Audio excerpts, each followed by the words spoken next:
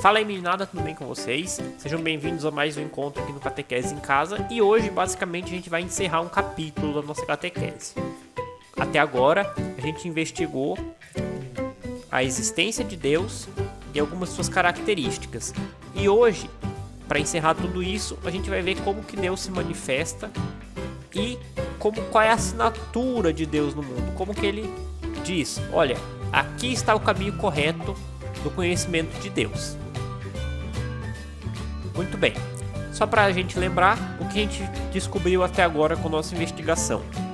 Que Deus é único e que Deus é uma pessoa. Então, dentro dessas características, a gente viu que a única forma de expressão religiosa que contempla a ideia correta de Deus é o monoteísmo. Mas, e dentre as religiões monoteístas, onde está o Deus de verdade? Essa pergunta é o próprio Deus que responde através dos milagres. Bom, o que são os milagres? A gente vai ter que investigar a partir de agora, não mais usando a razão, e sim os nossos sentidos, uma investigação sensorial, que quer dizer, eu tenho que ver, sentir, né? Usar os meus sentidos para encontrar essa resposta. Veja que o milagre ele não é uma realidade necessária. A gente já viu que, a partir do nosso raciocínio e pelo próprio Deus que se revela, isso já é suficiente para a nossa fé.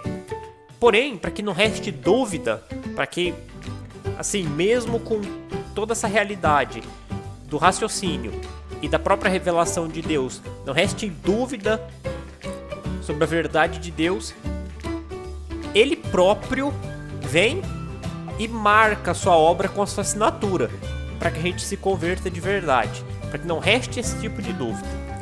E o próprio Jesus Cristo, o Filho de Deus, e o próprio Deus que se fez carne, quando esteve entre nós, realizou muitos milagres, com essa finalidade, para que as pessoas que estavam ali, vivendo naquela realidade, crescem, ou seja, acreditassem de fato na pregação de Jesus. Mas não para por aí. Jesus Cristo quis que sua obra continuasse aqui entre nós. E por isso ele deixou uma instituição organizada para continuar essa obra.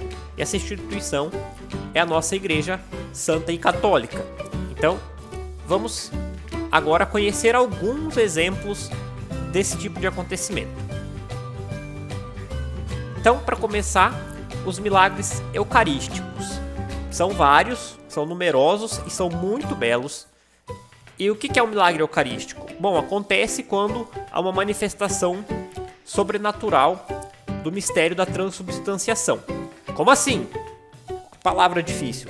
Bom, na verdade, acontece quando uma hóstia consagrada ou cálice consagrado manifestam visivelmente o mistério de serem o corpo e o sangue de Cristo. Ou seja, a hóstia manifesta sinais de ser carne ou o vinho manifesta sinais de ser sangue.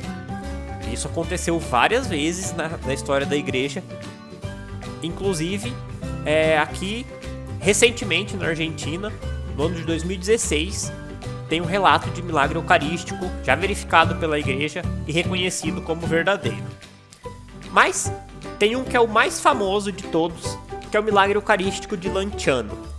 O milagre de Lanciano aconteceu lá na Itália, na cidade chamada Lanciano, no século VIII. Então, lá mais ou menos nos anos 740. Como que aconteceu? Aconteceu que uma comunidade de monges da Ordem de São Basílio Magno estava ali celebrando a missa e o monge que estava celebrando a missa ele tinha dúvidas se a Eucaristia realmente era o corpo e o sangue de Cristo, se aquilo que se pregava da transubstanciação, ou seja, de que o pão e o vinho se tornavam corpo e sangue, se aquilo realmente acontecia. Bom, ele recebeu a resposta do céu e, na frente dele, a hóstia se tornou carne de verdade e o vinho se tornou sangue de verdade. E essa hóstia feita carne é conservada 1.200 anos em estado natural e não estraga.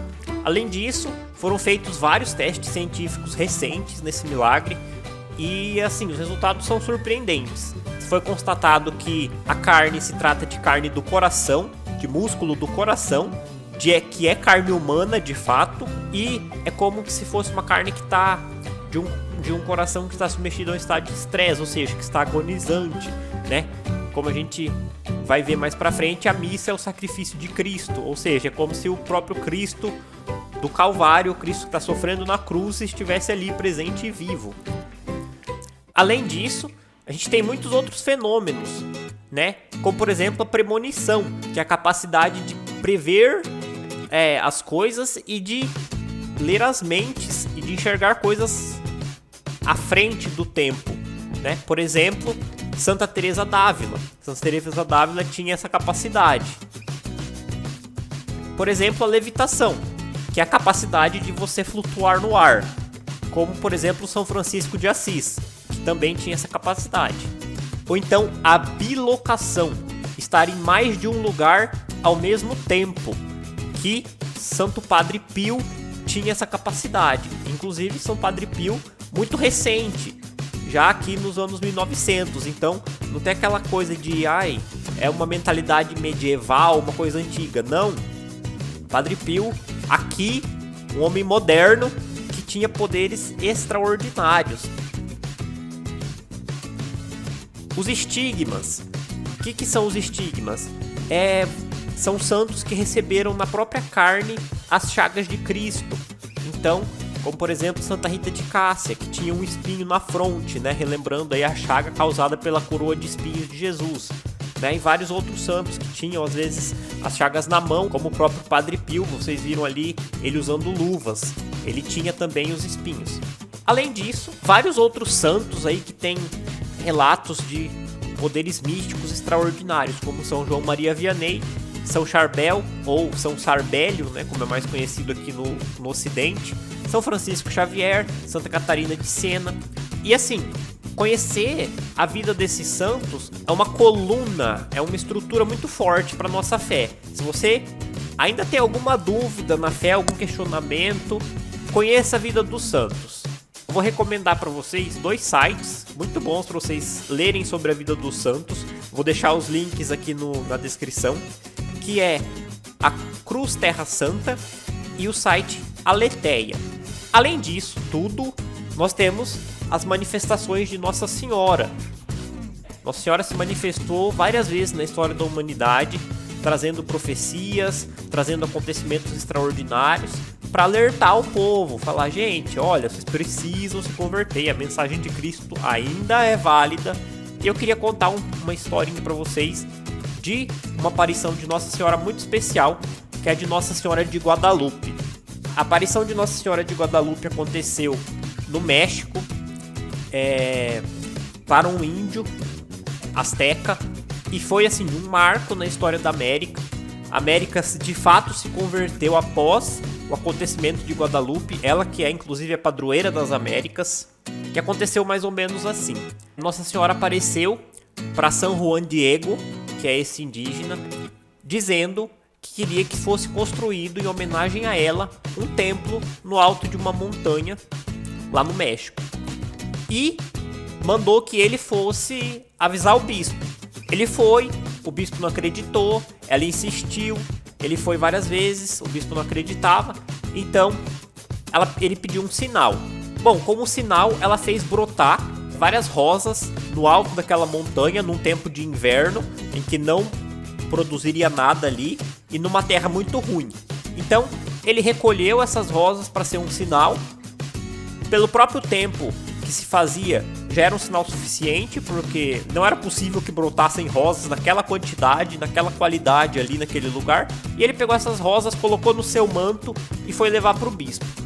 Quando ele desenrolou o manto na frente do bispo, além das rosas que caíram, se formou no manto uma imagem de Nossa Senhora, que é a conhecida imagem de Nossa Senhora de Guadalupe. E essa imagem, até hoje, ela tá lá no México, na catedral, e ela tem propriedades assim incríveis. Só para vocês terem uma ideia, a imagem ela não está como se fosse pintada no manto, ela flutua sobre o manto, existe uma distância entre o manto e a imagem.